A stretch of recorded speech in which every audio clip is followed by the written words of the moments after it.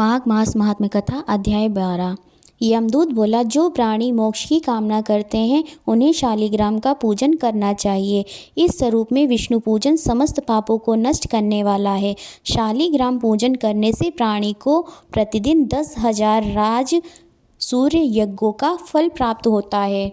शालिग्राम भगवान विष्णु का सुंदर स्वरूप है। उसके पूजन से प्राणी के कठोरतम पाप भी नष्ट हो जाते हैं।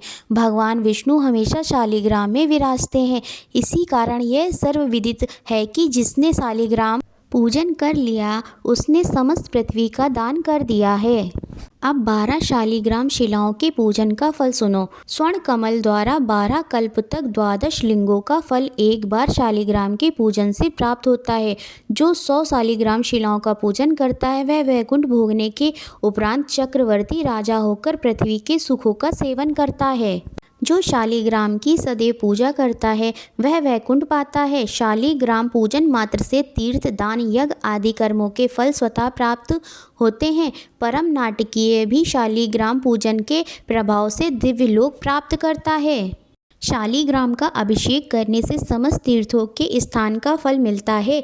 विधि विधान से पूजन करने वाला कलिकाल में भी विष्णु लोक प्राप्त करता है। सहस्त्रों शिवलिंग दर्शन एवं पूजन स्तुति से प्राप्त होने वाला फल शालिग्राम के एक दिन के पूजन से ही प्राप्त हो जाता है। जहाँ शालिग्राम निवास करते हैं उसके पास समस्त देवता महात्मा रहते हैं। जो शालिग्राम के सम्मुख श्राद्ध करते हैं उनके पितर 100 कल्प तक स्वर्ग में रहते हैं। जो शालिग्राम शिला का जल पीते हैं उन्हें अमृतपान का फल प्राप्त होता है। जहाँ शालिग्राम शिला विराजती है वहाँ से 3 योजन तक की परिधि में किया गया धर्म कार्य 100 गुना फल देता है।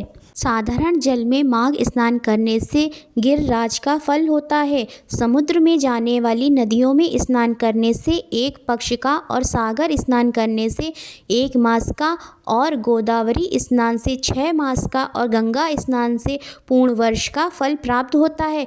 परंतु शालिग्राम के जल से स्नान करने पर 12 माघ स्नान का फल प्राप्त होता है। इस जल में सहस्त्रों तीर्थों के स्नान से भी अधिक फल प्रदायिनी शक्ति होती है।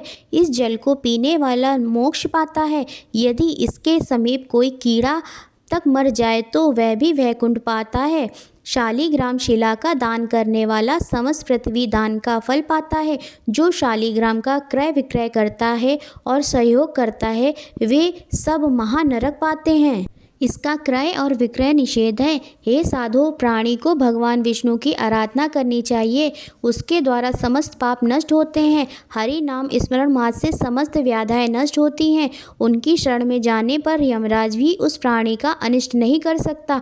वैष्णव को शिव निंदा नहीं करनी चाहिए। ओम नमो नारायणा, ओम नमो भगवते वासुदेवाय। आशा करती हूँ आप सभी को यह वीडियो अवश्य ही पसंद आई होगी। अगर आपको यह वीडियो पसंद आई हो तो प्लीज़ इसे लाइक करें, अपने दोस्तों के साथ इसे शेयर करें। हमारे इस चैनल को सब्सक्राइब अवश्य करें। कमेंट में राधे राधे लिखना ना भूलें। राधे राधे।